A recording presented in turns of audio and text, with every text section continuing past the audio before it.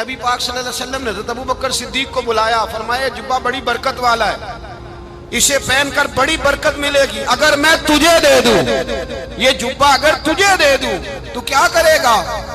تو حضرت ابو بکر کہنے لگے حضور ساری دنیا میں سچ پھیلا دوں گا۔ حضور نے فرمایا نہیں، تو اللہ کے راز تک نہیں پہنچا۔ حضرت عمر کو بلایا، کہا فاروق اعظم اگر آپ کو دے دوں تو کہا حضور عدل سے بھر دوں گا ساری کائنات۔ فرمایا بات تیری ٹھیک ہے پر راز الہی تک نہیں پہنچا۔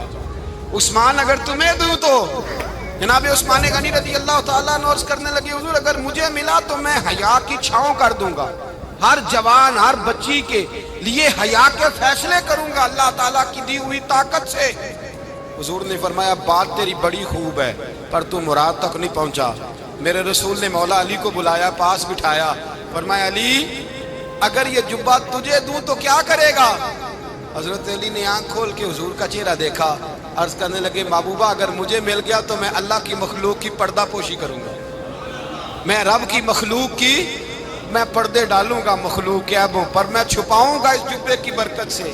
حضور کی آنکھوں میں آنسو آئے، فرمایا تو رب کے راز تک پہنچا ہے، جبہ تیرا ہی بنتا ہے، تو پہنچا ہے اللہ کے راز تک۔ میرے حبیب کریم سید عالم صلی اللہ علیہ وسلم کی خدمت میں کچھ لوگ آئے کہ حضور علی نے سختی کی ہے ہم پر، شیر خدا نے سختی کی ہے، بعض جنگ کے موقع پر کئی سپہ سالار بنے ہوں گے یا جو معاملہ تھا سختی کی ہے۔ کہتے ہیں حضور کی بارگاہ میں لفظ کہے تو نبی پاک ناراض ہو گئے۔ فرمایا تمہیں پتہ ہے علی کون ہے؟ حضور کون ہے؟ فرمایا علی منی وانا من العلی، علی مجھ سے ہے میں علی